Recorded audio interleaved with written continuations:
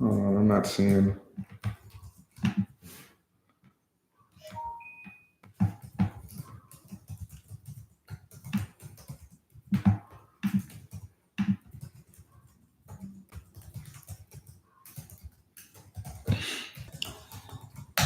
Let me know when it's up. I think looks like it's starting. It's up. Yeah, it's up. What's up, guys? Make sure we're clear here.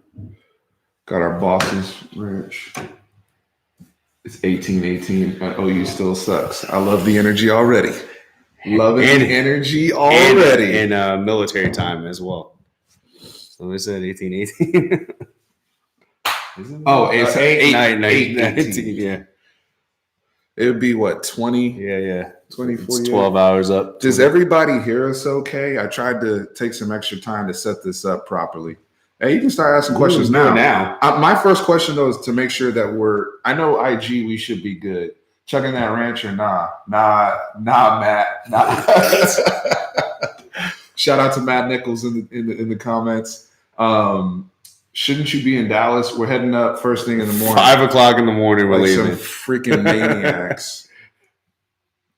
Hey, I need to make sure the mic is good. I have to make sure I set it up for. I think we're good. All right, everybody said it sounds good. Yeah, let's start with the questions, y'all. While y'all get in the questions, we'll start talking. Very, very excited for this week, and you know, in terms of the energy of the game, I think it's where it needs to be. Tom Herman coming out saying they had an amazing week of practice, which we all expected for Texas OU week. I'm sure Lincoln Riley is probably going to say the same thing. Yep. For his guys. And at this point, you know, how are you not locked in? This is our second massive football game of the year. So we have some guys that played in Austin that got that big game, national TV exposure. Just really excited for the opportunity for our guys. And essentially, it's a win and you control your own destiny type of thing. Absolutely. Because I know there was a comment that someone said that even if we won, I don't think we're going to get in the playoffs, but it'd be very hard to argue if we win out, LSU wins out, that we get left out, especially with the name brand. But for the Big 12 picture, we definitely control our own destiny. I mean, both teams do. So we win out, we're in. So also, guys, make sure y'all get your bottles of Boss's Ranch. We got the Red River Ranch. We got the regular ranch there at your local HEB in the produce section. They're cold, nice, fresh products, so we got to keep them chilled. But y'all go check them out, HEB local produce aisle. So let's get to some of these questions here. You want to start up a little bit higher? All right. Yeah, you shoot them. You shoot them to me if you don't mind. Oh, we're gonna be lit, Alex. No doubt about it. We're gonna be lit, bro. It's gonna be fun. I'm waiting for Fitz to get his question out. With Ely and Swinson out for OU, are they 100% out? Or somebody confirm if they're? Yeah. I heard questionable, but are they 100% not playing? But if they are out, I expect us to attack the edges completely. I mean, if we don't, that's just stupid. What's the practical image of that when you say attack the edges? So who are we talking about? We need speed. So whether it be BJ Foster and a linebacker, like a Joseph Osai. Yes, and I personally would want them to kind of crash in to keep Jalen Hurts in the pocket and actually have him to try to decide to try to make an athletic move, because you know he's a good runner, but I don't think he's as agile as our linebackers or our nickel backs. Can OU stop Roschon Johnson? I mean, I don't think it's a question of can they stop Roschon Johnson, because I think we're going to be able to run the ball with very good effectiveness in this game because of our offensive line. And I think Roschon Johnson is going to be able to break some tackles and run hard and fall forward and do everything we've seen him do throughout the season, just based upon he's playing with a lot of confidence right now, is what I see from Roschon. Over under, Kirko gets over 5 carries as a senior his last year. Probably under. This is a game where you're going to probably stick stick with Ingram and Roshan. But I think we definitely can see Kirko, later in the season. But it was just great seeing him last week. But in games like this, the football, and you'll see this in big games with a lot of teams, not just us. The football state is going to stay in a few people's hands versus distributing the ball all over the place, really for ball security reasons as well. Yeah, it has to go with trust. So I was watching Longhorn Blitz podcast, and Jeff Howe brought up something. Shout out to Jeff Howe. Love Jeff Howe. I thought it was interesting. He stops right there. Oh no, he said Jeff mentioned that he thinks the tables have turned so far as who is under more pressure for this rivalry. He said Herman seems much more relaxed and Riley seemed a bit hesitant and reserved. I actually agree with that, and here's why. Texas, from OU, from the standpoint, this is their game. Mm-hmm. In terms of their regular season, they don't have another opponent. This is their resume game. This is their resume. Yeah. So if they lose this football game and they go throughout the rest of the Big 12, they may not play another ranked team. I mean, Baylor right now, but like, who else would they would have to then they would then have to rely they would then have to rely on another beating Texas again in the Big 12 championship, and that may not even be enough, beating somebody you already beat to get in. So this is really a must-win game for Oklahoma. Whereas for Texas, if we want to make the playoffs, it's a must-win game for us. But at the same token, like you said, we still control our own destiny. And in terms of our resume of playing an LSU and playing a close game against them, the perception of Texas is a little bit different. Mm-hmm. I think there is some. Why there's skepticism about OU from a national perspective? Because they're ranked 6. Mm-hmm. Why are they ranked? With all the offensive production, with what Jalen Hurts is doing, they're still ranked 6. They got weren't they preseason 4? They were 3 or they were 4 because Georgia was having. They were 4. They dropped to 6 because of the perception of their strength of schedule. So this is like their prove it week. Also, from a defensive standpoint, they've made a big thing about, well, Sam Ehlinger, he balled out last year, but the defensive coordinator got fired, and now we got a new one, and we've gone out and gotten Alex Grinch from Ohio State, and we think we're ready to ball out. Okay, show us. And I think that's what the national perception is going to be for them. Are we still sticking with our predictions? Yes. And just to revise, you were going your son, Texas by 4. Not only that, I did pick them preseason as well to win this game. Sure. But I'm still picking Texas to win. I think. I don't know. I just think I see a different type of focus from this team. I don't know. It's just it's like they're playing with quiet confidence, and they just know, hey, whenever the offense is out there, it's like, hey, we're going to score. It's no problem. The defense, it looks like they're kind of growing up slowly but surely. But it's if we hold them to long possessions as opposed to explosive plays, and if we make them turn over the ball and make 1 or 2 mistakes, I think that could be the difference in the game. I think it's going to be a very close game, regardless. It's Texas OU, and I know people keep saying that, but when the way these teams are built, the way these staffs have been constructed, and we'll get to some of the Chris Ash stuff later, the guy that came over from Rutgers, because there's been a lot of talk about that as well. But with everything going on both sides, I just feel there's so much familiarity between these two teams. But one of the things is I think Alex Grinch might be able to throw out a few things that may potentially slow us down just a tick. And that factors into my position, my prediction. The other thing is, the reason why I said that is the injuries in our secondary.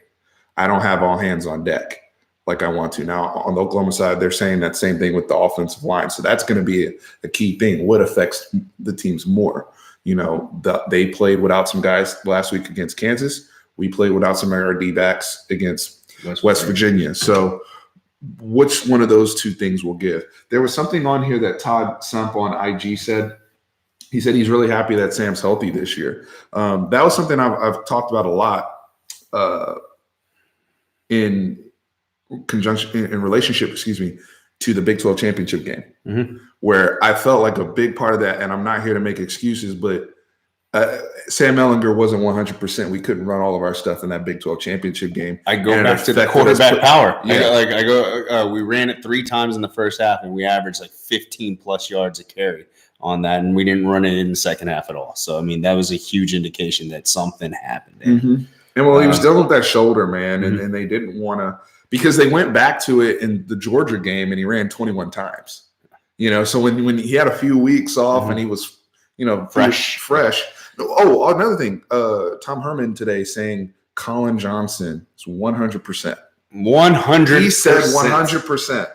So, and he did talk about too. I'm surprised he went that detailed in his breakdown. He was saying, we expect Colin going to get man. The way Devin's been playing, the way they're going to have to come out and guard us, we expect him to get man. We expect him to win. I hope so. So,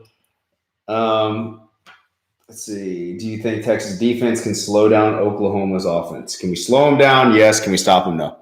I mean, we can't shut them out. They're too talented. And one of the things that I was talking to actually one of our coworkers who is an OU fan, I was saying, everyone's not getting. I think it's a little disrespectful for the 9-point spread, honestly, because if you look back at the past 5-6 years. These games are close. It all comes down to execution. Even when we think they put it at 10.5 or whatever it is now. Whether it's because of our defense. It's because our weakness is what their strength is, guarding the pass and then passing the ball. But how come they didn't factor in some of their strength of schedule, their offensive line situation? And the other thing too is, we've talked a lot about Jalen Hurts this week. 2 things: his ball distribution, because when you start breaking down the numbers of who's he throwing the football to, I don't see Grant Calcaterra as involved as he was with Kyler Murray. I don't see some of the other veteran guys, whether it's Ali Morris or A.D. Miller, like some of the other, I see him throwing the ball to Rambo, CeeDee Lamb. And then there's running backs out of there's kind of a drop off after that. He goes to the running backs and they go to their screen game and dump off. But last year, I felt like there was like this crazy between Hollywood was in the mix too. But like I felt like everybody was kind of live, and I feel like he's kind of like 1 or 2 reads, and then he's kind of getting up out of there, which kind of bends us back to what we were seeing with Spencer Sanders in terms of how Todd Orlando decided to match up with him. So I'm curious. I agree with that, but the one thing that I disagree that's different is that he will go to the second read. Spencer Sanders was a 1 read. Oh, he was strictly 1 read. No, I agree with that. Yeah, I agree with that. But I'm just, in terms of all the people we got to worry about, because it's a lot. I tend to say, you know what? Let's try to make him force the football to people he hasn't developed maybe all of the chemistry that other players. Because you also have to remember, Kyler Murray was in that offense for multiple years because he redshirted the year before. And then was he redshirt and then he backed up and then he was the backup? He did that. It was the same year. So he redshirted and backed up at the same time. Well, so just looking at, Jalen Hurts is still developing. He just got there, right? And he's done an amazing job so far. The last Fanatic Perspective Power Rankings, we had him number 1, right? But Lincoln Riley, and you have to also give credit to him, he's added so much quarterback run game to his package that they didn't have with Baker or even Kyler. Kyler wasn't designed. Yeah, his were, hey, you're an athlete and just beat the person it's contained. Let's get back to some more of the comments. Todd said, OU hasn't been punched in the mouth yet, over and over again. Well, they haven't played a team as physical as us yet. So, and that goes back to your point actually about hey, let's try to get them to force things.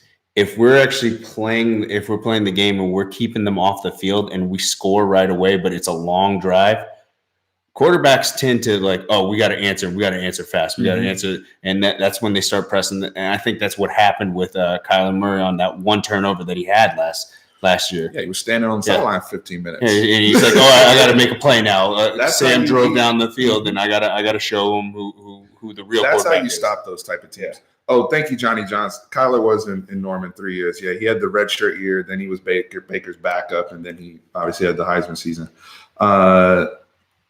Let's see. Y'all stop getting on Yancey. Yancey's fantastic.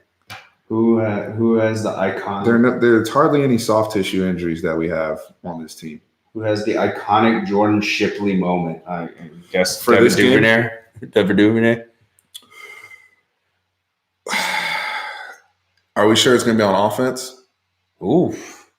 Because I can see I just have a feeling now if we again, I'm hoping we win. Shout out to Core Cookie. Y'all made a great preview video. My man Kirby in the comments on Instagram, I just saw him. Yeah.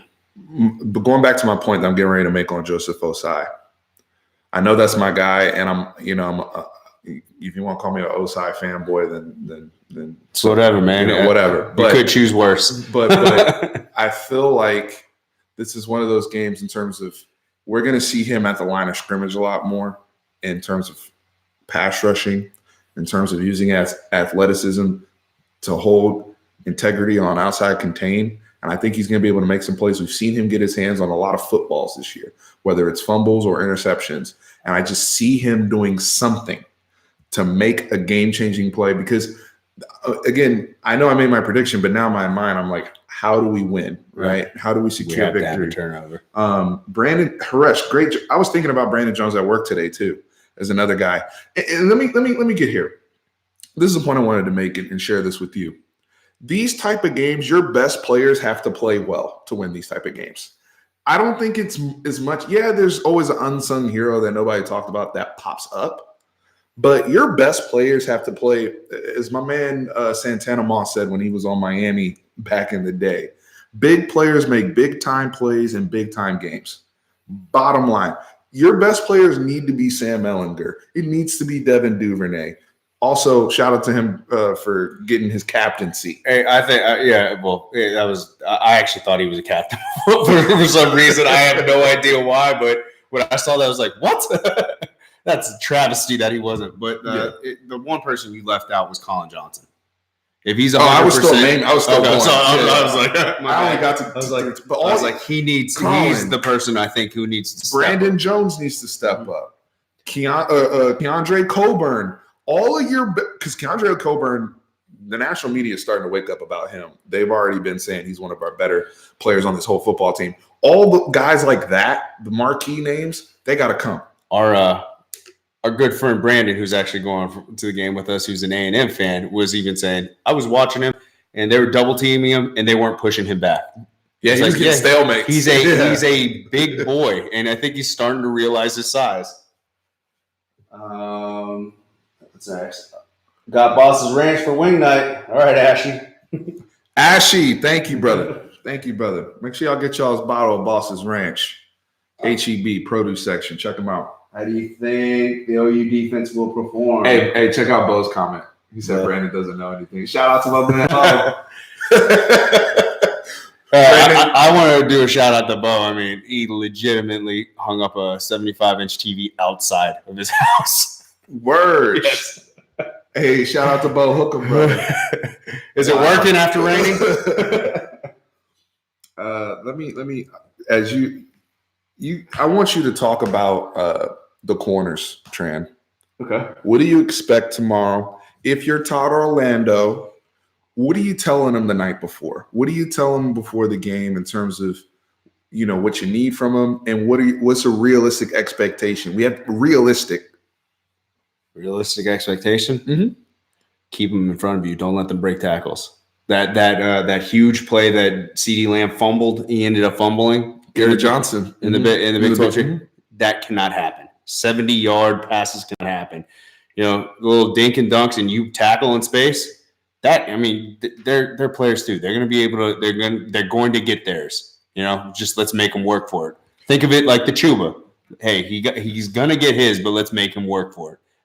Let's make CeeDee Lamb, if he's going to get 130 yards, let's make him have 20 catches or 16 catches, to get that. I agree with you. One of the things I look at too with them is on some of the short stuff, Don't be afraid to take a chance either, though. Jump the route? Yeah. Like we saw Deshaun Jameson take a chance last week. I posed that same question to you guys as well. Please answer in the comments. What do you want to see from the corners realistically tomorrow? They have their hands full probably more than any other position group, in terms of matchups on this football team tomorrow, whether it's Anthony Cook matching up with CeeDee Lamb or Deshaun Jameson trying to keep up with Rambo. Athletically, he's right there with them. But in terms of the experience, it's going to be tough, right? And so when you're going against another elite athlete, man for man, what are y'all's expectations? So please chime in tomorrow or chime in now. Travis brings up a good point. Devin Duvernay in the run game. I think that's a beautiful wrinkle that we can add. We've seen pieces of that where they will motion him in and give him a handoff. We saw that in Louisiana Tech. We saw that a couple times last week in short yardage situations. But I think it's something anywhere he moves around, across our offense, all hands on deck from Oklahoma side will be on him. And those are the type of things they can utilize to then break somebody else free, whether that's you're starting to see they're using Cade Brewer on wheel routes consistently and getting him open down the sideline. We could see Cade Brewer being utilized down the seam when we're doing some other stuff with Devin and just moving attention off. Sam's starting to hit some of those throws more consistently. So I think there's a lot for us to make money with. The other thing too I want to make, there's matchups to be taken advantage of for Texas. The Oklahoma safeties aren't great. And that's why I'm saying guys like Cade Brewer or somebody even like a Devin Duvernay, when he gets matched up on a safety, that's going to be, high alert for Sam when he sees certain things. Don't be afraid to attack the smaller brother that's going to be on Brennan Eagles. So, yes, I agree with that. I agree with those matchups. But one of the things I'd like to see what Gary Patterson does. Get one of our speedsters on their linebackers. Let's see if they can actually cover these guys. Like Jake Smith. Can Murray cover Jake Smith in the slot? I don't think so. I think if it's a run, they'll try to have Murray matched up with one of the backs, but that could still be an advantage Texas because our backs are well trained from a pass. ESPN just said that the two tackles are highly questionable. Kobe Boyce, that's just the depth chart, guys. You got to see what they roll out with because the depth chart's been finicky week to week. So don't spend too much energy on that. But Kobe Boyce did play better against Oklahoma State. We're gonna need everybody. Kobe Boyce is gonna need to play. Anthony Cook's gonna need to play. Deshaun Jameson's gonna need to play. So I'm not overly concerned about how the depth chart looks. We had John Burt listed as a starter for I don't know how many weeks. And he would play one snap, and then the rest was Brennan Eagles. And now they actually have Brennan Eagles there. So I'm not, Yeah, OU's kicker, Caleb Sutherland. And then the other guy, I think Burkett is going to be taking over kicking duties. I brought this up in the preview video earlier this week. I do think the OU kicking situation is something to pay attention to, especially in a game like this when you have kickers that have not been tested and haven't gotten a whole lot of attempts. We know our guys tested, but from their standpoint, when you go from an Austin Seibert, who's their all-time leading scorer in school history, to a guy who hasn't even attempted a 35-yarder. Yeah, I mean he's been kicking extra points the whole time, so that's something to pay attention to. Who is BJ going to put that hitter on? I actually hope he doesn't have one of those highlight hits. I hope he just tackles. Honestly, I don't want to see them even have that shot of him getting kicked out of the game. I'm being dead serious. I just like, hey, a tackle's a tackle. I get it, but just make the play. No, that's fair. That's fair. I want to see Caden Stern start. Caden's out not playing. For if anybody missed Tom Herman's latest injury update from yesterday, Caden Stearns is out. Jalen Green is out. Jordan Whittington out. What do I expect? And Josh Thompson. What do you expect from Jake Smith tomorrow? I expect him to have a chance in special teams. We haven't talked about that. We haven't gotten anything out of him yet in punt game, right? He's struggled a little bit on punt return, and that's not on him all the way. It's also how we block it. From a offensive standpoint, I'd like to see him actually get some opportunities in the run game. One of the things we've seen consistently so far and how Jake Smith's been utilized in our offense thus far is in bubble screen.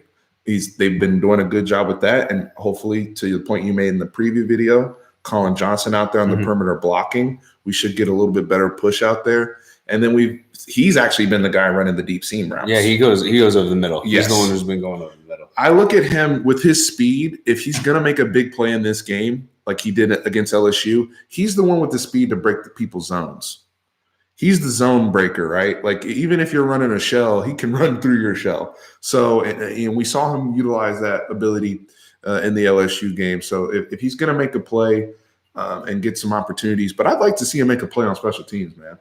We're overdue. Could we see Duvernay at running back and Jake Smith on the field at the same time? Could we also see Roshan in the Wildcat type formation? Ooh, a coworker brought that up to me. I like that. Yeah. We haven't seen Roshan throw it, and you know it's in there. Mm-hmm. No. Yeah, I mean, he's a quarterback. Exactly. I mean, we have not seen them even go to that. One of the touchdowns that we had last year was Lil Jordan to Colin in the Wildcat. Yep. So, I mean, it's possible. It's in their playbook. We haven't put any of that on tape. Nope. And you know they have something similar to what we used to do with, like, say, an 18-wheeler package with a Roshan Johnson. Why not? Why not? Will you bring in an extra tight end like a Jarrett Wiley or whatever? Extra blocker and a Daniel Young, and go heavy and see what happens. I haven't put any of that on film. Yeah. All right, let's see what else is going on here in the comments. OU fan here at ESPN right now is OU. We do play the run very well, Kirby. 3.5 yards on average per carry so far. So, hopefully we can maintain that. And what do you say to one of those comments on our video that said that, well, you got to get our bosses over here showing better. we haven't played anyone who can run the ball. I disagree. We played the guy who's leading the nation rushing, but did they just forget about Chuba Hubbard? And Spencer Sanders? From a full talent perspective, this is probably the most talented backfield team. Yes. I would say backfield in terms of OU's 3 running backs are no joke. Yeah, they're no joke. They're no joke. And then, Jalen Hurts is the leading rusher right now. And when you look at the OU running backs, you're looking at the yards per carry. All of them have an insanely high yards per carry, but they haven't been tested in terms of physicality and the level of athletes they've played. Even just looking at front sevens they've been up against. So those are more things where it's a balance of how it plays out. But anybody that says we haven't played against a good running team, look, was LSU's run offense good? No. And I will concede that. But Oklahoma State is running the rock on everybody. So I don't want to throw that out the window. Please miss me with that, bro. Like, because somebody else tried to chime in the video in the comments. That's what I meant. That's why I brought that up from. Yeah, we haven't played. I was like, we played. We kind of slowed down the leading rusher in the nation. Yeah. How do you think OU defense will perform? I don't think they have played anyone semi-decent. Brandon Raven brings up a good point. Who? Brandon Raven here in the comments about holding OU's run game. Coburn's having a monster day. And that's why he's ascended in terms of starting to get some of the recognition from Big 12 media and national media. When people watching our games, he's now listed amongst one of the best players on our football team because people are noticing on film what you talked about it with Brandon earlier. He's stonewalling people. What he's doing with these blocks and also the push he's starting to get in the pass game. The only thing with him is that he can only play so many snaps. And that's where guys like Ojomo need to step up. Tavondre Sweat stepped up last week. I like the 2 seniors who are low on the depth chart right now. They're the ones with the experience in this game. Who? Wilbon and who? Giles? Oh, Christmas. I mean, you're probably not going to see him too much. Wilbon, yeah. I mean, they got passed. I get that, but they've had experience in this game. They should know what it takes to win this game and how. Well, speaking of seniors, I'm waiting for. I'm not waiting for because he's actually quietly had a decent year. Malcolm Roach, but that's another guy who's played in these games and can have an impact, run and pass game. Seeing what he's able to do, especially if those tackles are off. Yeah, he should eat. Yeah, that's another opportunity for him. Yeah, T'Vondre Sweat is a beast. I loved watching him play gigantic. second half of the Kirby, you need to go get a bottle. I don't know if they got HEBs up near Houston, man, but it's worth it. It's worth it. LSU. I only do business with people I love in terms of their products. If I don't love the product, I ain't doing business with you. True. So, how do you think OU defense will perform? I don't think they've played a semi-decent offense yet. Yeah, I mean, that's the recurring theme of what we've been talking about here, guys. This is Alex Grinch's big test. Mm-hmm. He got the job because the other guys got fired starting with this game. This very game a year ago, Mark Stoops was let go, right? And they finished the season with Ruff McNeil. But, Alex Grinch was brought here to deal with slowing down offenses in the Big 12 and stopping quarterbacks like Sam Ehlinger. Tomorrow's their big test. And one thing we have not touched on yet, we touched on in the preview, was how physical that the physicality in terms of the culture that he's trying to add and how Texas can take advantage of that because their DBs are very, very grabby. Mm-hmm. They're one of the most penalized teams, right? Yes, they're one of the most penalized teams. They will fall for double moves, and then they will hold and try to tackle somebody. You know what I mean? So they're going to try to jump everything. And he's trying to get that there because Alex Grinch I'm talking about, looked at their defense last year and was like, these guys are soft. So, going to a 4-man front, trying to get, more bodies in front of Kenneth Murray for him to kind of roam and make plays himself. Even Buki, whether he's lined up at safety or lined up at nickel or wherever they move Buki around, trying to get their playmakers more in space. So, when you look at in terms of what Alex Grinch is trying to establish is actually very, very simple. He tried to simplify for the defensive line with one gap and then be physical on the outside. I like this question. What do you think about Jalen's mentality versus Baker and Kyler's?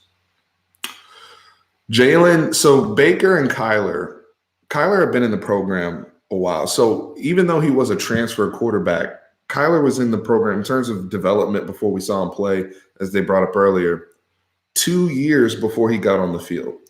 Baker had played in the Big 12, obviously with Texas Tech, yep. And then came over and got that opportunity right away. So both those guys were in the program long term. I think a little bit different is Jalen's coming over as a senior who has seen so much and learned so much from Nick Saban. You listen to him now, people are like, oh, Jalen's acting like an asshole to the media. No, he's just a little baby Nick Saban, and he's a coach's son too. So he's a guy that's going to stand up there and not give you a whole bunch. He's not going to show you a bunch of personality. And I agree, Kirby, he's full-blown Nick Saban now. And so I think that's a little bit different from how Kyler and Baker wore his heart, you know how he is, right? And then Kyler rubbed people the wrong way because he comes off too cool for school. People thought he was being smug about the question about that, what is it, the Iron Bowl compared to us. He wasn't being smug. I think he knew exactly what they were trying to do. They were trying to get him to rip on, I guess, the Big 12 or anything like that, and he wasn't biting on it. He was just saying, it's a good game too, Big 12. So I'm not really nervous in going into the Red River rivalry. But if you look at so I went and watched his whole press conference. I think it was on Monday or Tuesday. He was like that with every question. Yeah, 1-2 word answers, just like Nick. Yeah, he's not giving away anything. He doesn't. He's like, yeah, he's doing it because he has to. Do you think Oklahoma will finish 9-3 if they lose to the Longhorns, Baylor, and Oklahoma State? I can see 10-2. I don't think they're going to lose all three of those. Somebody games. had a question for you earlier about the coin toss. Austin G said, if you're Tom Herman, you receiving the ball, or do you want to play defense first? I'm a person who normally likes to always defer to the second half. But I think the way this rivalry game is that because you play defense? You're defensive. It's like plus I always like to control the clock. Austin G, when you play Madden, you go in offensive defense first. Everybody, But I'm gonna let you. But yeah, no. I mean, I think for this game, I think you want to set the tone, and I think if you come out and just hit them in the face right there, it's going to make them start pressing things all right away. Like especially if we're methodical driving down the field, we actually pick up the 7 points, and Oklahoma's so used to actually scoring so easily, and we make them have to drive it. They're going to start trying to push things, and it might cause a bad decision to be made on their end. So that's why I think for this game, I think I'd probably choose to accept the ball. Austin, I'm gonna agree with you. So Austin said offense. You had a beautiful answer, by the way, and I appreciate your thoughts. I'm gonna disagree with you. Okay. I'm going offense.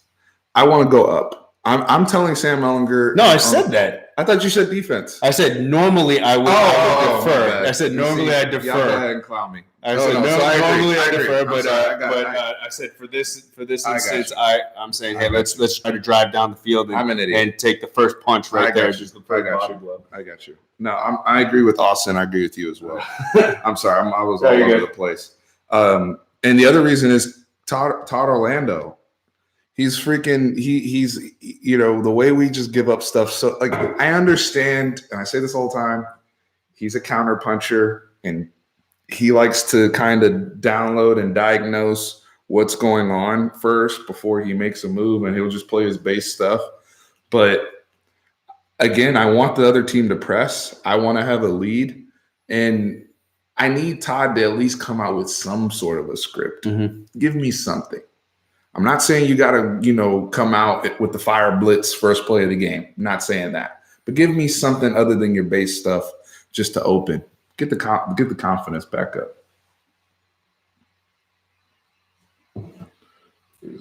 Yeah, there's a lot of people that still disrespect Texas, Brandon.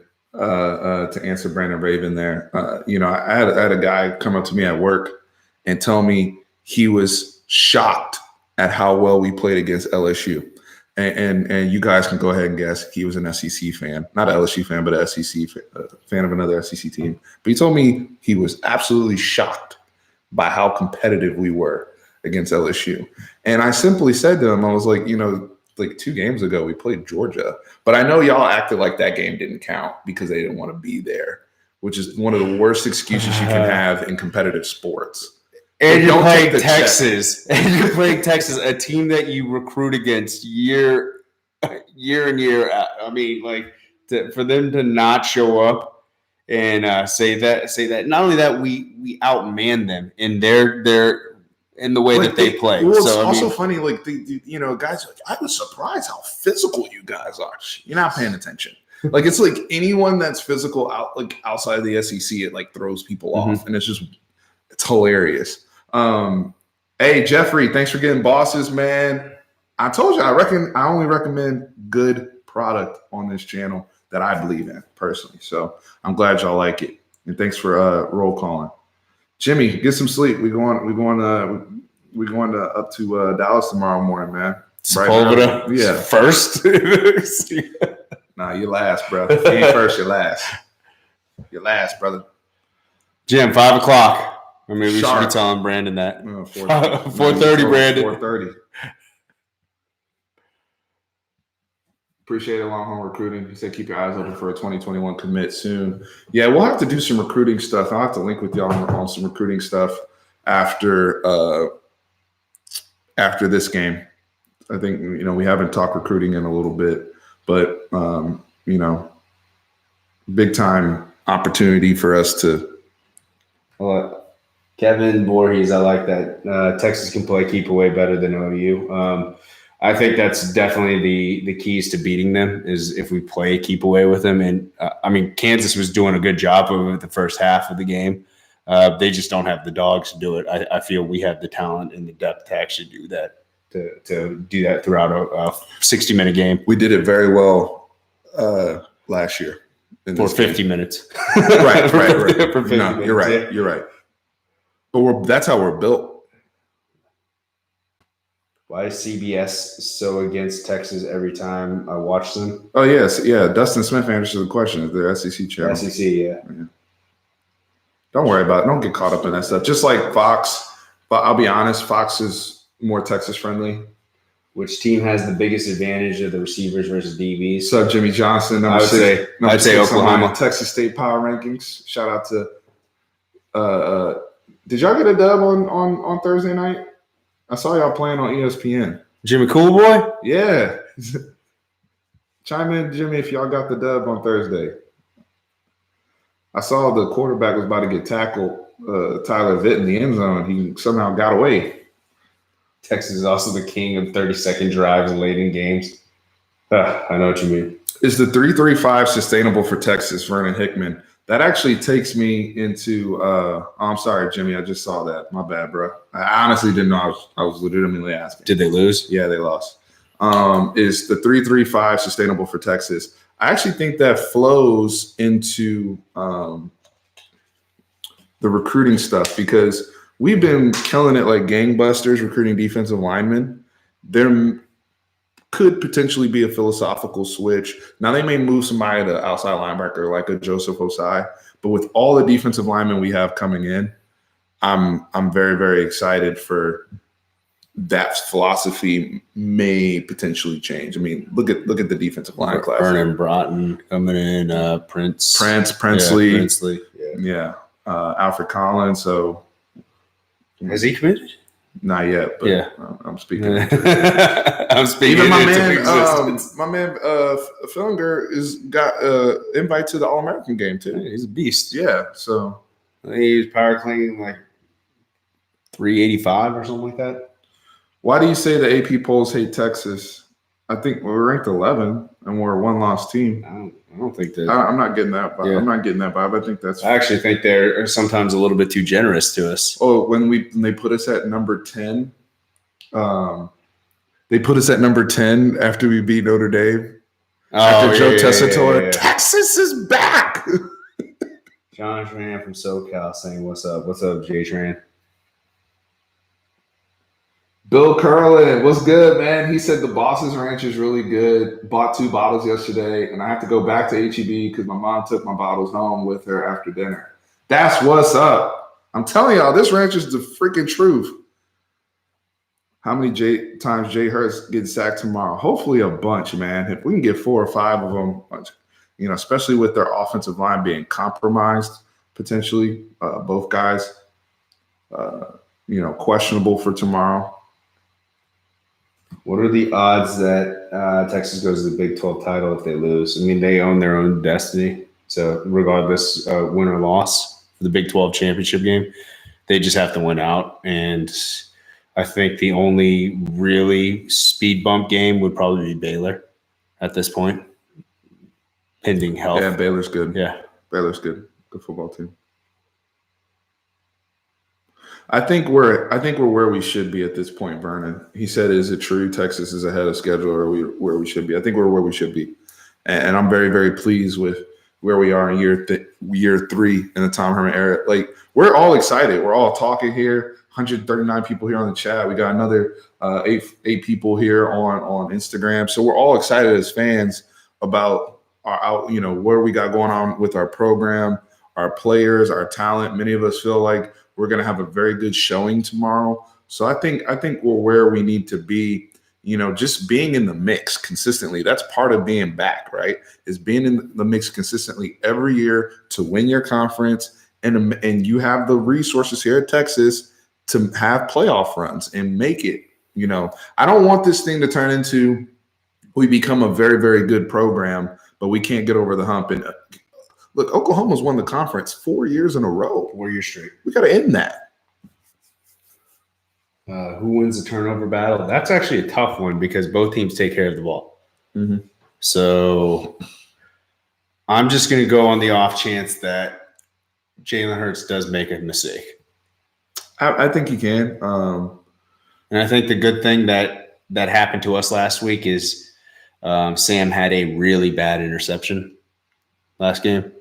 So I think he's going to be really focused on his passing and making sure he's on time with his receivers. So he's had actually 2 straight games now with a pick. Yeah. Now the Oklahoma State one, I knew what he was trying to do to Malcolm Epps. It didn't work out, but he tried. I mean, it wasn't the worst decision or throw in the world. But ball security is paramount, especially when you're playing offensive like that. I think with two veteran quarterbacks, we may see the turn. If somebody does turn over the football, that may be the play that alters the entire game. How huge is it to get CJ back this week on offense? I think it takes our offense to another level. 100% takes our offense to another level. It just causes another matchup.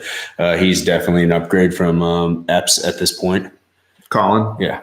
So staying on the tone from Colin, Kevin Voorhees said, I like Colin, but he doesn't have that fire in his belly to win contested passes.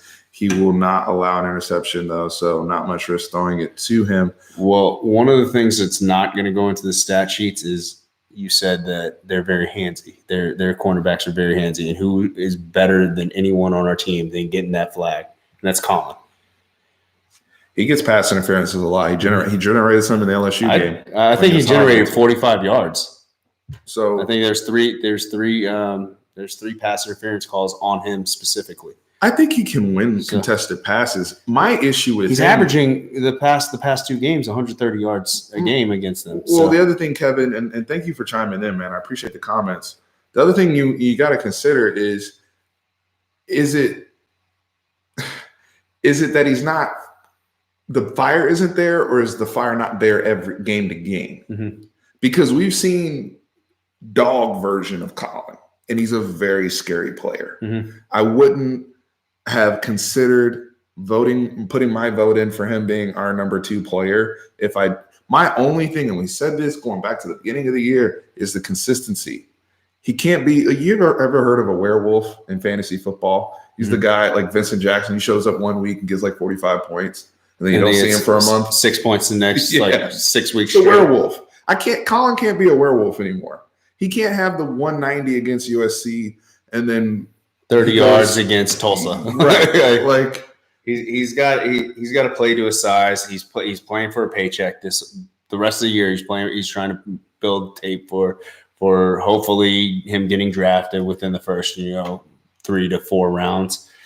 And if he's not going to do it, he's probably not going to get drafted very high. He will get drafted, I think, just because of his size and that physical ability, absolutely. But he won't be guaranteed money. Guys, don't feed the trolls. I just breezed right past them. Bill Curlin's at Duncanville and Lake Highlands game.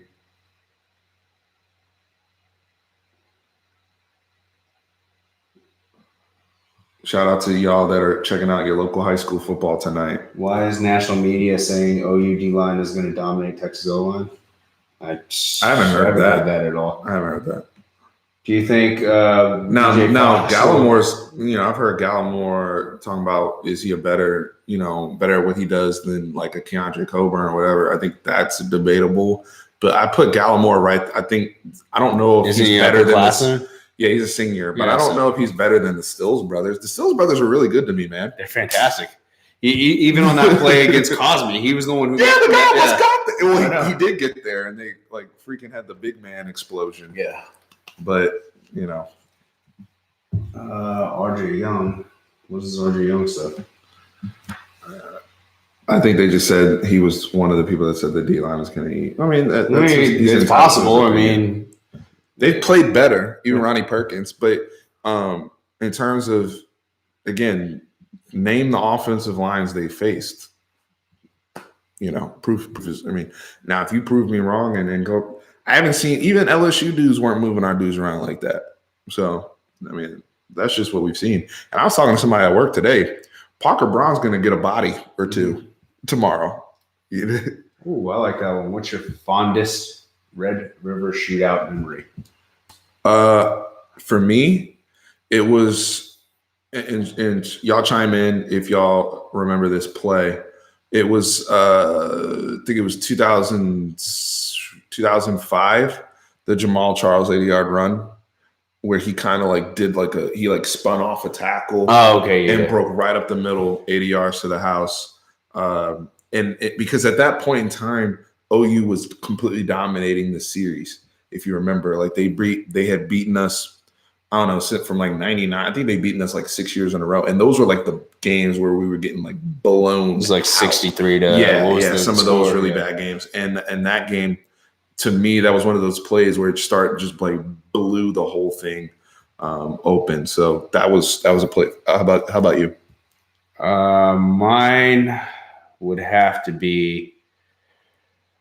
There was a play. I want to say it was 2008 where Shipley caught a pass and he looked like he was about to be tackled, and then Quan Cosby just laid the lumber on the guy who was about to tackle him. We got a touchdown. So that was probably my favorite play, just because we got a touchdown and he also laid him out. Yeah. Matt P, what's your worst Red River shootout memory? Dustin Smith already said it. Roy Williams. Roy Williams, that's your worst one? Yeah. My brother was there. Yeah. That was my brother, So Dustin Smith said Chris Sims in the end zone, but we're all talking about the same play. Okay, yeah. Because that play, if you look at like the last 30 years of Oklahoma football, that's like in their top 5 plays all time. Like, and it was incredible play that Roy Williams made. So absolutely, I was hurt because I actually thought that particular year we had a chance to win that game, but unbelievable play. Sam got sacked 5 times versus LSU. Yeah, but a lot of those were either coverage sacks and there were 2 sacks I remember in that game. Stunts. Where stunts too, because the chase on one killed us. Yeah. But where he actually scrambled into a sack. There was a play I remember in that game where everything was blocked up, and he either could have checked it down or he just didn't see it well, and he actually ran into a sack. So yes, we did give up 5 sacks in the LSU game, but if you watch the tape, they held up very, very well. Who is your favorite Longhorn ever? For me, Vince Young. We can have a video about that later. That's loaded. It's going to be either Quentin Jammer or Nate Basher. Nate Basher he would eat. Yeah.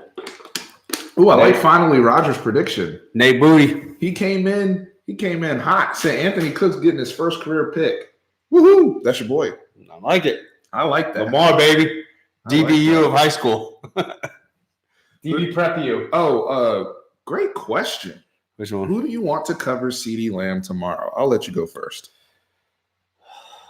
I think you got to do kind of what we did with Tyler Wallace. Cover him. Like a bracket type thing? Yeah, man. I think you have helper. To. Because even if you Can blow you coverage do that? one Can you time. assign? Yeah, because if you blow coverage one time with him, he's gone. It's a touchdown. Same thing with Rambo, though. I get that, but I feel way more comfortable with, because CeeDee Lamb has proven that he can break him off. I know Rambo has too, but has he done it in this game yet? Not in this game. No. Yeah. So CD has. Yeah. I would rather have him beat us than their stud. Kirby said anyone but boys. I want to answer that question too. I would actually have Anthony Cook on just straight up.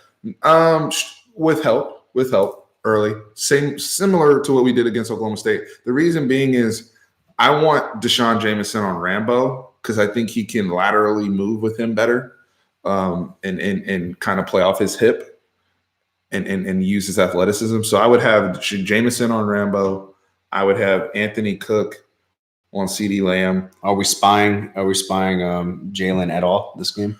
I think Joseph Osai is going to have a very similar assignment to what Malik Jefferson had a few years ago. Okay. I'll put it that way. And then guys like that's why I said Brandon Jones too is going to be a big person in this game. He's going to have to move starting around. Nickel right now. Yeah, and he's going to have to move around all over the place. And look, I even expect OU to get Grant Calcaterra re-involved in this game. Reason being is he had a big game against us in both games. Made some big plays. So that's another guy I think they may try to utilize if we start assigning a whole bunch of resources to the outside receivers. Yeah, I'm excited to see Deshaun Jameson tomorrow night, guys. I agree. Yeah, Hazelwood's a dog, 5-star. He's going to be tough. You're going to have to pick your poison. They're going to have a crap load of yards. This is what I always say about the Big 12, guys. I'm going to make 2 points real quick. Number 1 point. Defensively, you're gonna give up yards. Get that out of your head. People are gonna get big plays. You're gonna give up yards. What you have to do is play well situationally. What does that mean? Third downs and fourth downs. You have to get off the field when you get those opportunities. And you have to create timely turnovers. You can give up 400 or 500 yards, but if you get, like we said last week, we got 4 picks last week. So you balance it out. The tempo at which teams play, the amount of plays people run, you're not going to just shut people down altogether. So you have to generate turnovers and figure out ways to stop. What was that stat that you threw out? They're getting 9 yards per play. Is that what you said? I think Tom Herman said that. I repeated. I was just repeating what he said. They're averaging 9 yards. We can't do that. We can't let them have that. So let's try to win on first down. It's pretty simple. We got to win on first down. Hold them to second and medium where it's third and medium, and then we got to win on third down. I mean, it's that simple. If we can shorten the game like that and get them off the field, hey, I mean that's a win. You know. I also believe 9.9. There you go. 9.9. So here's the other thing that I was going to bring up in regards to OU, and if there's OU fans here, feel free to contest this. Offensively, in terms from the offenses that they've faced, the best quarterback they've played is probably De'Ara King in the opener. They haven't De'Ara King, awesome quarterback, had 50 touchdowns last year. He's playing game 1 in Dana Holgerson's system, and Dana's already over there screwing things up. Yep. Right? Their whole situation's a mess. So if we throw out De'Ara King, the next best quarterback is who? Carter Stanley? And now you're jumping up playing a Sam Ehlinger, who had a ton of success against your football team last year in both games. And one of them, he was injured. Mm-hmm. You see what I'm saying? Like the jump in competition from the quarterback alone, I think, is another factor that has not been discussed enough. OU hasn't been playing really good quarterbacks at all this year. So I think that's something else to keep in mind. Who has the better offensive coordinator? Lincoln Riley's the best offensive mind in college football, in my opinion. I think he's fantastic. And I'm just going to leave it at that. Austin G said, Steven, who are your ideal receivers on the field at one time for Texas? Colin Johnson, Devin Duvernay, and Brennan Eagles. And then, you figure out how to mix in Jake Smith, throughout the game. That's your group. I love the fact that if something happens, the one thing we haven't given the staff enough credit for, and we have to look at a Drew Maringer in this, they've played a lot of young guys throughout the last few weeks and gotten some really good reps. So if something happens to a Colin or a Brennan Eagles or even a Devin Duvernay injury-wise, we've seen all their backups play. Mm-hmm. Right, a lot. Like Marcus Washington played a ton last week. Jake Smith, Jake Smith behind Devin Duvernay, Malcolm Epps getting some experience behind Colin Johnson. So, but again, big games. And I said this earlier in the live. You rely heavily on your big time players. It's like basketball when you get into a game 7 and they shorten the benches, and you're like, look, I'm relying on 7 people to get me home. Right. Yep. So that's how big games are. We relied last year heavily on LJ Humphrey, heavily on Colin. Like, look at the targets. The ball was thrown to like 3 people last year. Like, that's how all teams are in games like this. So even the LSU game with Joe Burrow, he was throwing it. He had 3 guys he was just feeding over and over and over again. So you're not going to see a whole bunch of people getting rotated unless there's fatigue or injury. Yeah. I did see one question that was pretty good. Todd Orlando or Alex Grinch? I'm sticking with my boy T.O. for now. Alex Grinch got to prove himself in the Big 12. He did very good. Oh, I'm going to reset the live on Instagram, guys, because it's getting ready to end. But let me get 1 second here. Someone just asked. Are y'all good? I'm still going if y'all good. I mean, I know we're coming up on an hour. And we got to get some sleep. But I'm excited, man. Same here. I'm excited. Oh, we got a super chat donation. John Matthews, $5. Appreciate it, man. Someone asked, why has Texas been so slow in the first half this year. Are you talking defensively? Because I think we've been pretty. Fast starting offensively, right? Don't you? Why we've been so slow? Yeah. On offense? Yeah, I don't think we really. I mean, the lesser opponents we got going fine. West Virginia, we did start slow. I thought we started fast offensively and then we slowed down.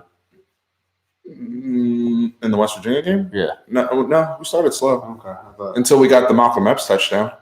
And then we started slow. We were slow against LSU. But our opening scripts haven't been great. But one thing I will say, though, is just with all the experience we have on the offense and the talent level, we just overwhelm people over the course of 4 quarters. And that includes LSU. This one's for Steven. That would be me. Who are your ideal receivers on the field that one? I got that one already. Guys, appreciate the super chat donations. Jeffrey, thank you. Vernon Hickman, thank you. We appreciate that. Y'all showing some real love, man. Really, really appreciate that. Why is Sam a better passer this year? It's just reps. Reps of him getting older and understanding the game slowing down.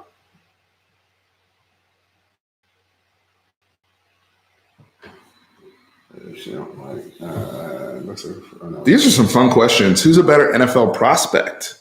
Sam or actually, before we get to the prospect question, the other thing I wanted to say about Sam, I think he's one of those guys where if you don't watch Texas, I think people look at Sam like he's already been at Texas forever. Yeah. Because he's been playing since his freshman year and he's Mr. Texas. I think people around the country look at Sam like he's a senior quarterback. Yeah, and he's not. And he's like probably 60-something% through his journey because he will be a 4-year player. And I mean, come on. He shouldn't go to the NFL. Yeah, but people just look at him like he's been here forever. And it's like, he's in year 3. Mm-hmm. So just natural progression of getting bigger, stronger, faster, more understanding the game, smarter. That's your point of the like more reps. He was big. He was big and strong to begin with. I mean, they were talking about how thick he was, right? But they've also chiseled that out, and also for the sake of his health. I do want to answer the NFL prospect question. What was it? Who's a better NFL prospect, Jalen Hurts or Sam Ehlinger? I think right now, it's tough to say because Jalen is a year ahead of Sam in terms of, where he is. Technically 2 years, huh? No, he didn't redshirt because he played as a true. He came in 2016. Okay. So Jalen is, I would say, as of right now, I'd actually say Sam. Because Sam plays in a more, they're very, very close, but Sam's shown me more in terms of progressions and how he's improved from when he got here. Because if you had told me, I always thought he could develop, but he's developed quicker than I even expected, right? As a passer, the throw he made in the West Virginia game out of his own end zone on the 1-yard line. Oh, yeah. And he threw a 7 route. Mm-hmm. Dude, and put the ball on the money. That's why I personally get frustrated with his downfield misses, is because he nails this pass like that. If you can get that consistency there. Vernon said, why is the Texas O-line getting no love? They get love from us, brother. But I don't think that's why, to your point, I think they didn't factor in our offensive line enough just in terms of the line for this game. Our offensive line's been – we have one of the best offensive lines in the country. And I am proud to say that. And it's about freaking time because this is freaking Texas. Mm-hmm. And we should have a great offensive line. Yes, hopefully Sam. Mark has a question for you. For me? John, Ingram or Roschon? Both. I mean, we need both. But if we're going to start, I'm going to go with Ingram. I'm not off of two games. I'm not going to throw him to the side.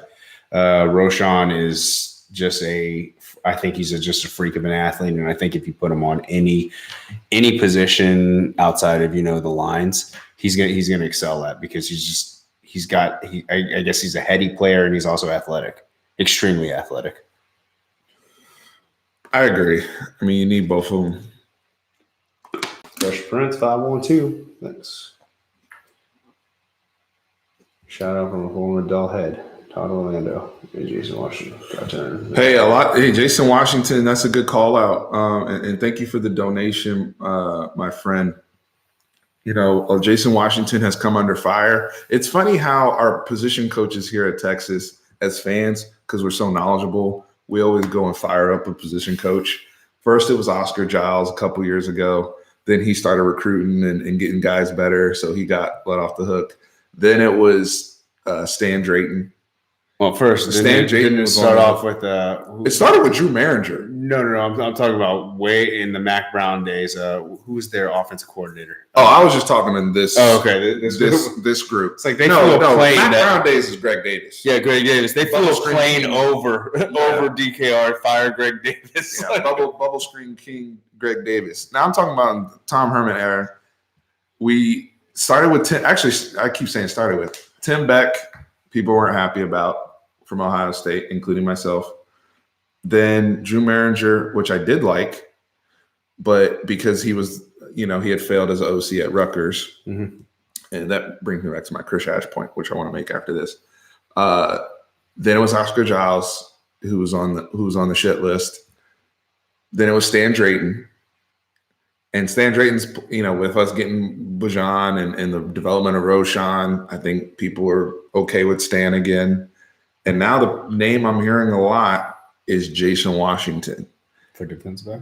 Our cornerback coach. So, hey, he lost Devontae Davis and Chris Boyd. When you graduate, and PJ Locke too, who was your nickel guy. So, I mean, you lose a lot of experience and starts. I think some people are like, hey, he didn't get Anthony Cook ramped up quick enough. I thought he did a good job with Jalen Green. And I'm seeing guys play better through the season. Unfortunately, our guys just weren't ramped quick enough for LSU, and they faced a beast that they weren't ready for. So just is what it is.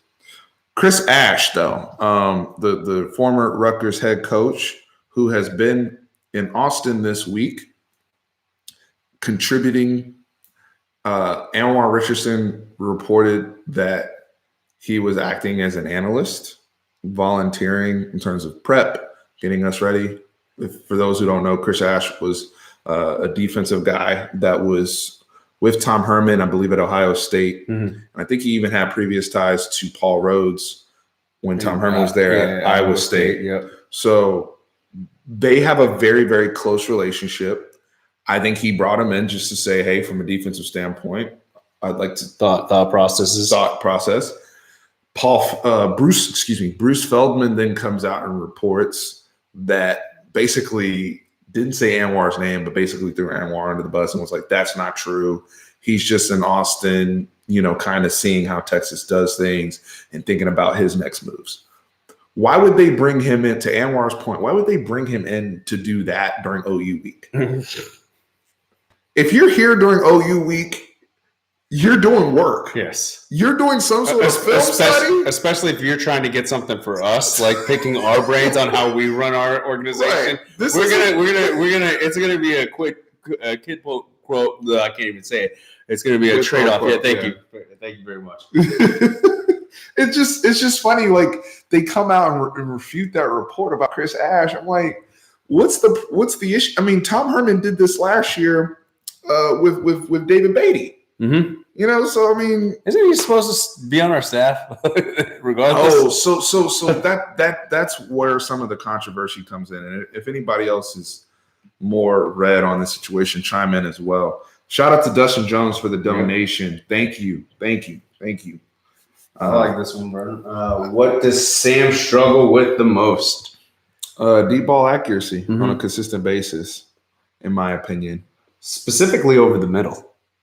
Yes, I would agree with that. Over the middle. He doesn't seem to miss as bad to the outsides. Over the middle. That's because he usually uses their size. They're like, okay, I'll just throw it deep where it's just their size. Their size can reach it, or it's going to go out of bounds, type of thing.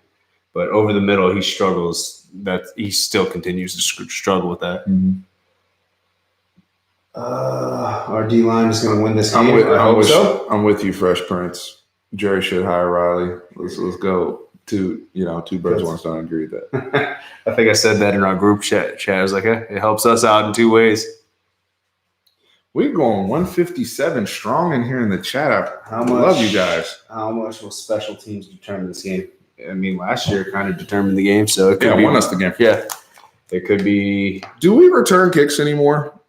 I know we had a kick return in the Rice game, but I mean that was to cover the spread. Can we not kick? When's the last time I talked about Jake Smith earlier in punt return? We haven't had a successful punt return since I agree Deshaun with them Jameson against if the K-State. ball, if they're fielding the ball 4 yards deep in the end zone, I think they should just kneel it. Because the field position is but I mean kickers. That's what they're trying to do is they're trying to get rid of kickoff as much as possible. So they're putting it on the 35 where they could just boot it in the end zone. It's just, but except Tom Herman likes to directional kick and let everyone return it to the 40. I'm just saying though, like in this game for both teams, we've seen in the past a kick return of that's flipped the game. Had huge momentum swings for both teams. So something about this game where special teams does seem to play a role, even if it's a block kick. I mean, it doesn't necessarily have to be a kickoff or a punt return, or if it's a block field goal. If they try to attempt a field goal with Burkich from longer distance and he has a lower trajectory, do we get a hand on a ball like that? We saw the play of the year, in my opinion, last year was the block field goal against USC, right? That swung. We went crazy after that. Like there should be some sort of stat or just rating that's out there of what the game looks like after plays like that occur when a team just goes off after getting a block. I don't know what it is for us, but it just feels like whenever we get something like that, our win. The only time I could probability goes. The in the only 90s. time I think special team block that we've had that I can remember us losing was actually in OU where we blocked a point after. It was Quandre Diggs and we returned it for a 2 points. Oh, we got blown out in that game. Yeah, we got blown out. Yeah, I remember that one. We got Rojo. Word on the streets is that Tran misses. Nah, Austin's just talking. Sean Watson. Austin's just talking shit. That's fine. Payne, we've been going for an hour and 12 minutes. We're probably gonna go. You want to go to the 1:30 mark? Or do you, sure, you need to get some sleep? Nah, Tran a little older than me. Falling apart. I'm gonna go watch that Breaking Bad movie right after this. El Camino. Yeah, that's what I'm gonna do. Yeah, man. I don't know. That's just my pick, Derek. I do have OU winning, but that I have it almost damn near a coin flip. I just don't. I think these teams are so close to where they're going to split again. That's how I look at it. I think they're going to split again. It's hard to beat the same team twice. Somebody said 2 hours, man. Come on. We gotta rest up so we can drive back. Man, he said El Camino was not that good. Oh, really? No. It's not? I'm still going to try it out, man. I got to. I've spent so many hours watching that show. Shout out to the 150 strong we still got in here, guys. Really, really appreciate it. Make sure y'all hit that like button and subscribe. We're growing this channel. Thank you, sir. Hey, thank you guys. Thank you guys. Red River Rivalry. I know it's hard to say it really quick, fast. Try to say it fast. Red River Rivalry. You were really focused there. Yeah, I was. I was locked in, Tran. Hey, man, but in all seriousness, Catch a Wave, I appreciate it, man. You've been very, very supportive of us for a while now. So appreciate you rocking with us and the donation, brother.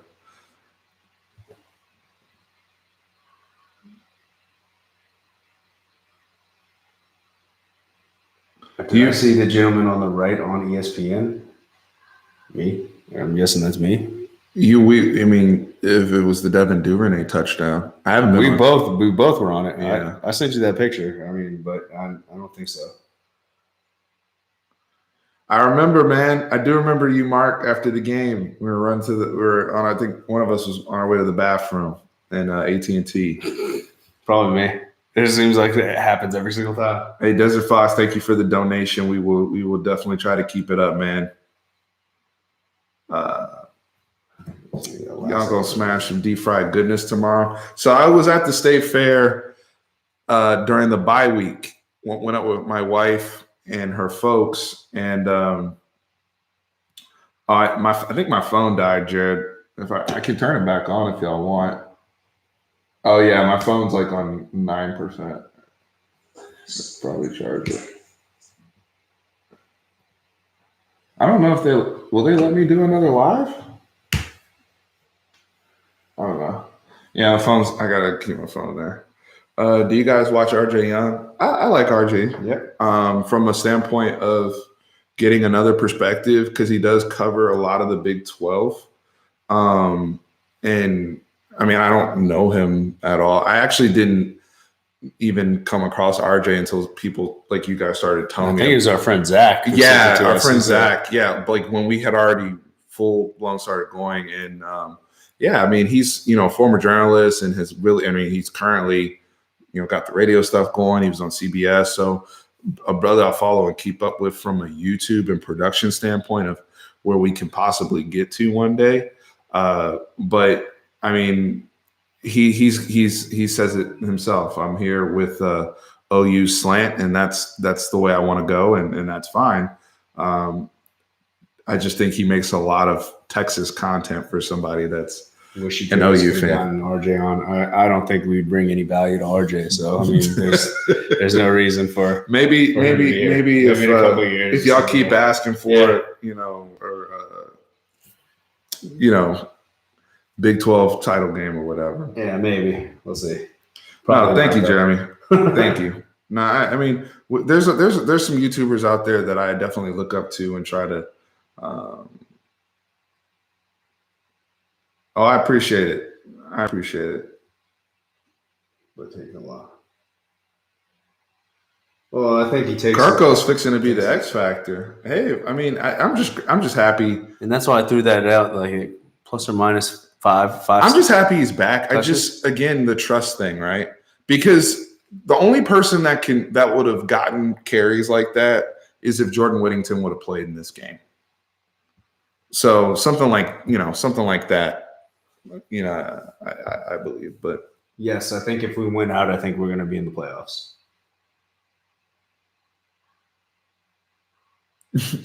Man, y'all love RJ, man. I love it. He's got a great following, and like I said, he doesn't make a lot of Texas videos though. That's one thing I'll say. I don't think we'd bring him any value. So I mean, I think both of us would be happy to do a video with him. But I'll talk to anybody. Yeah, of course. My phone is so Devin D fixing to go off. I hope so. 15 more minutes. Yeah, I'm excited for Jordan Whittington to get back, and I'm happy that they decided not to rush him, and they have, they have him getting healthy, especially with something that's a re-injury, because he could be an X factor for us down the second half of the season, no doubt. That's a brother who, when Tom Herman said, "I'm missing 4 starters," did you notice he said Jordan Whittington? Mm-hmm. He's like, that was my starting running back at one point, so, there could be a chance Jordan Whittington comes back and he's better than both, Keontae and Roshan, like that, and I just love the fact that we have opportunities to see guys like that. So, it's awesome.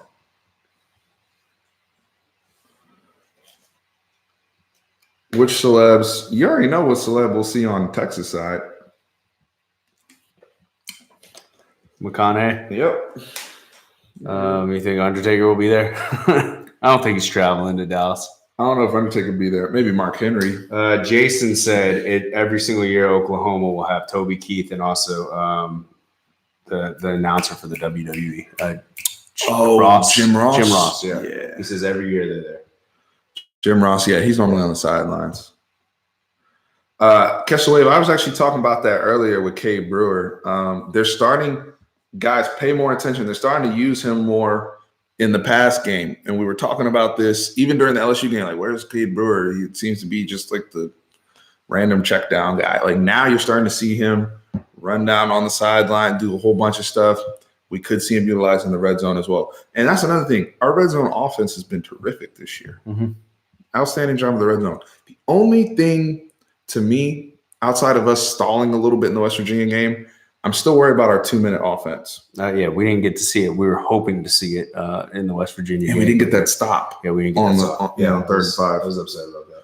How y'all feel about? I'm gonna throw this out at you as well as the group. 10 more minutes here, guys, and John, appreciate you sticking with me. And we haven't had a boss to shut out in a while. Make sure y'all get y'all Red River Ranch, HEB. Those of you who are local. I am blocking the name, but I'm getting ready to throw out a name for y'all because I want to see how everybody thinks. How do y'all think Juwan Mitchell's going to play tomorrow? I think he's a guy with his speed. He could help us, especially I look at him in the run game against those running backs, coupled with our defensive line. How do y'all think that's going to play out? I think it's going to – I mean, there's already been Tom Herman about that he's just from his intellect and his in-game, his instincts and everything like that he's playing himself into a starting position. That's what he was saying. So I agree with you. I was going to say them, especially when they swing the running backs out for the little swing passes that they like to do. He has the speed to actually laterally guard them in the flats on that. So that I see him there. Also, if they try to run it up the gut, I think he's a thumper too. So totally agree, Fresh Prince. I'm so happy to hear about big staff, more analysts. That is another, and I'm not trying to go down the pay for play route at all, but those are other advantages that people don't talk about that schools like Texas that are big, or A&M or Clemson or Bama or LSU, having those big staffs, more eyes, different perspectives. Hey, Tony Romo talked about this because I'm a huge Cowboys fan, for those of you who don't know. Tony Romo, it was actually Jason Witten that brought this up about Tony Romo. Tony Romo, who everybody loves as an analyst on CBS now, calling NFL games, was like, if I was ever an NFL head coach, he was like, I would have 3 different offensive coordinators because we could all be running the same offense. But if I ask you what play are you calling on 3rd and 3, I could get 3 different answers. Mm-hmm. You see what I'm saying? Everybody's interpretation of that offense is different. And I think that's what Tom Herman really values and what he looks for when he has analysts in the room. We all know what offense we have. We all know what defense we have. But what personnel would you have on the field? Some people may say, I feel comfortable going 11 personnel in a situation. Some people may say, I want to have double tights and do play action. Everybody has a different interpretation of how they would call plays. Yeah. Tom Herman, though, is a numbers guy, and he likes to play off a percentage.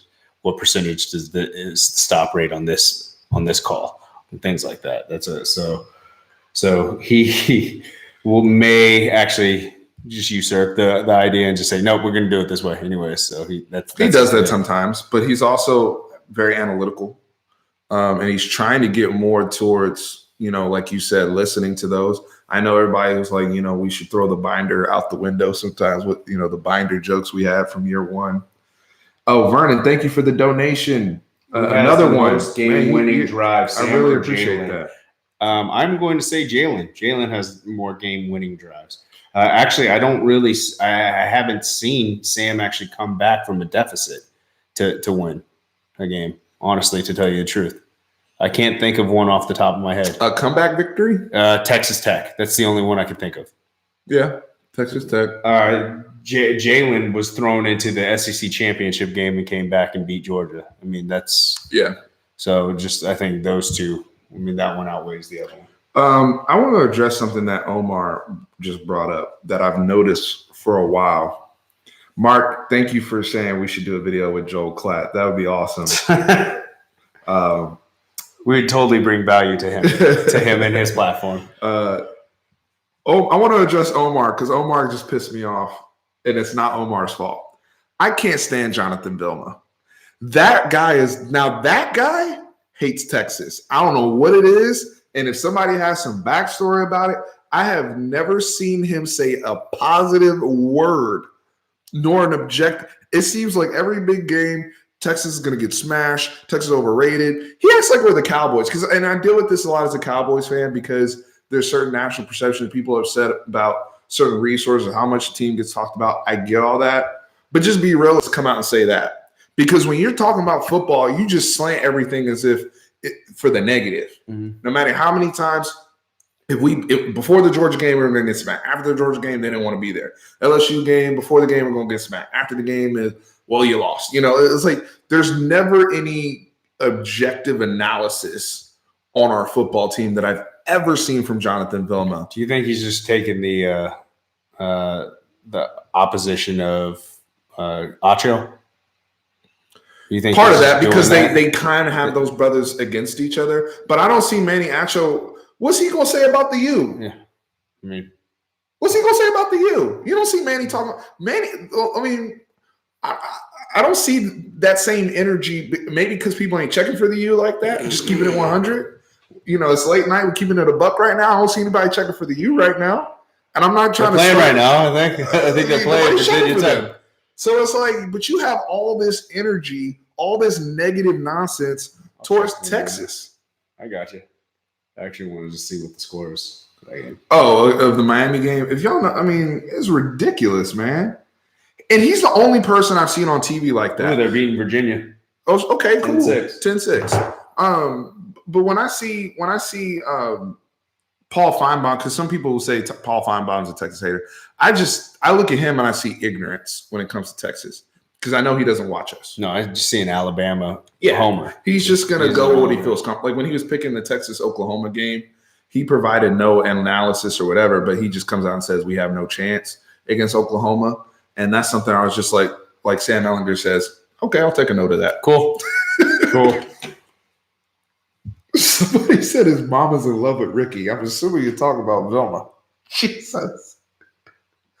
Steve, do you think we should use a little more four-down linemen to stop the run against OU? I don't know how our line will be positioned, but you will see a lot of Joseph Osai, I believe, playing a lot closer to the line of scrimmage and hedging on contain. Will he have his hand in the dirt per se?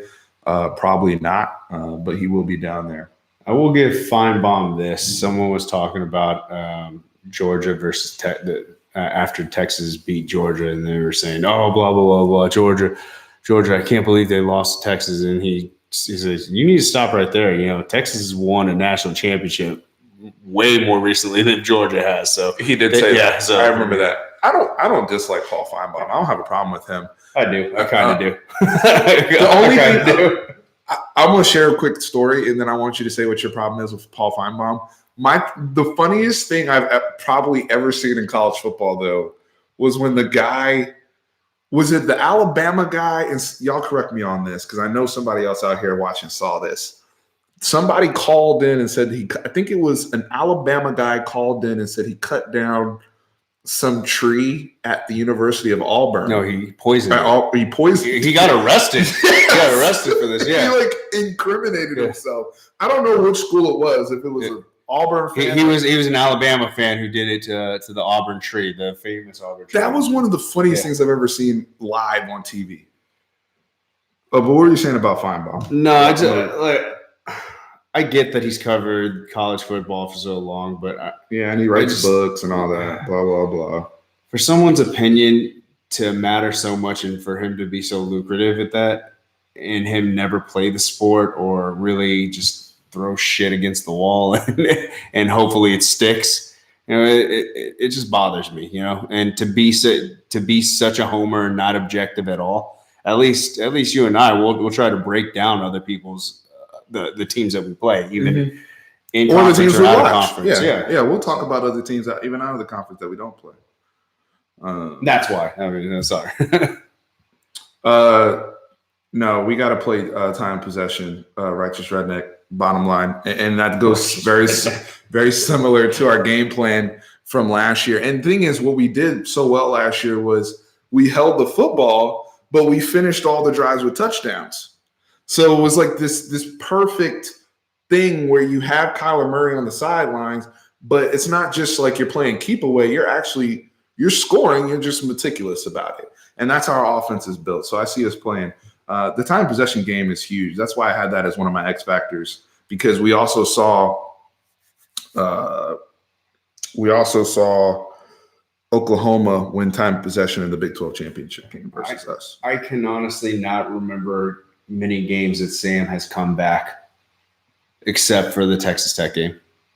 I honestly can't. You're still no. There was a comment about that. Every game that we were trailing in the fourth quarter and we had to come back, I think we've lost. We've lost, or we've gone to like overtime. And his freshman year, he actually had some comebacks, but we lost those games. Yeah, like USC was a comeback. USC, I was there. Yeah. USC game. That was his very first game.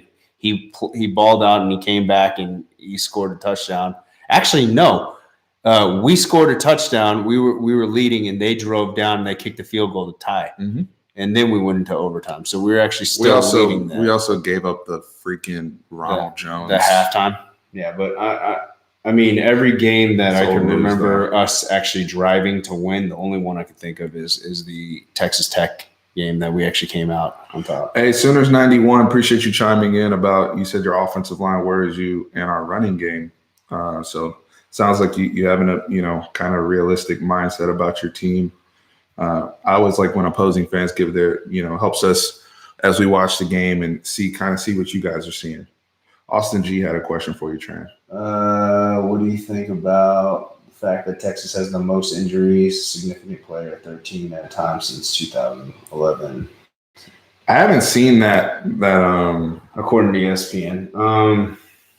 It's rough. I mean, that was our biggest issue. I think that was our biggest scare before the season is staying healthy. We're still playing pretty well, even with our backups, which is showing the recruiting and getting the right people that fit the Tom Herman scheme. So we're not failing the way that Tennessee is. So, I mean, that's a good thing. We're also getting the depth and also the experience in that regard. But, it's not a good thing to have 13 people injured. I hope I answered your question. I think we're going to I know we have a lot of people here. We want to kind of get wrapped up. Is there any other questions? Better running backs, Texas or OU? OU has the more productive backs, but I think skill-wise, our guys are right there with them. Mm-hmm. I think if we got to run against some of the defenses that OU played, our numbers would look a little different. And our numbers are still really good running the football, by the way. Does our D-line beat their O-line? If their tackles aren't playing, they should. I would be disappointed if they didn't dominate. Absolutely. Yes. I would be disappointed. I'm going to go Omar. Roshan does throw the football tomorrow in some capacity. I think this is there. And trust me, they probably, because they're so good at doing this, they probably came in. Is Beanie Monday their strength and condition? Is Beanie Wiley their strength and conditioning coach? I don't know. I don't know that. But I was going to say. I just read that. No, it's all good. I think they came in Monday with saying, one of the things they like to do is come in Monday and give a play or two to the kids that excites them, whether it's a certain 2-point play or a trick play that they can install on top of what they already have, right? Mm-hmm. To just, again, keep kids engaged, keep imagination going. And they probably emptied the bag on Monday for install with some of the stuff that they have creatively planned. Because again, he's an opportunist. Yeah. Tom Herman is an opportunist, and he'll have some stuff dialed up for some guys. So very excited about that. I agree with Victor Santiago. I do think we are the more physical team, top to bottom in terms of physicality. But, I just said the word within the word. But I also do think we're, at certain positions we're banged up. So secondary is going to be huge. Straight up, does our secondary keep up?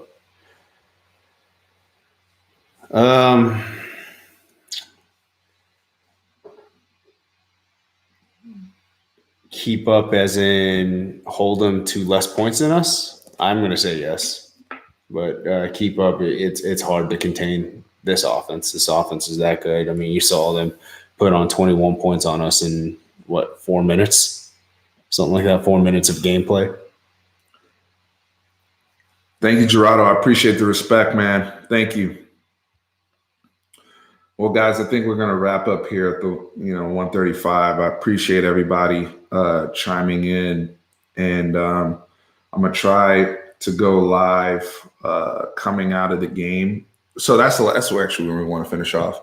We'll be section 16 tomorrow at the Combo. We'll both be there, waking up bright and early, heading to Dallas. Bright and early. And I just want to soak up the atmosphere. It's my first time in this environment. And Tran is a veteran here, so I'm going to be following. Not veteran, man. Not veteran. I stumbled across game day with randomly, and it was fun. It was a fun time. So I just believe, soaking it in. That way I can have a genuine, Tran and I can have a genuine response and feedback to you guys post game, and just everything we've gained, win or lose, but just everything that the camaraderie, the atmosphere, the state fair, all that going on, right? So I already know it's going to be an incredible environment. For those of you who will be, whether you're at the state fair tomorrow or you're at the game, please come by, say hi. If you got your bottle of your boss's ranch, show us some love. Local HEB in the cold produce section. So just really appreciate y'all and all the love y'all showing us. And I don't even know if some of y'all gonna get that sleep in tomorrow. But fun fact is that the first time that we started noticing people were watching this channel was last year. It was at this game. Yeah, and it was the first people who actually noticed me in the fair were OU fans, which threw me off completely. No, I love it. Yeah. So I appreciate y'all so much. Really, really do. It means a lot. The support, everything we've gotten from this channel. And it only wants us to drive and push this thing forward, work harder for you guys to keep giving y'all our thoughts as fans. As y'all see, we're fans just like you. Oh, we won't be oversleeping. No, I saw that too. We ain't gonna oversleep. I wake up 3:30 every morning. I'll be awake. Texted me at 3:30 this morning. Jeez. All right, y'all. Horns always up. Always. BOU. Let's do it.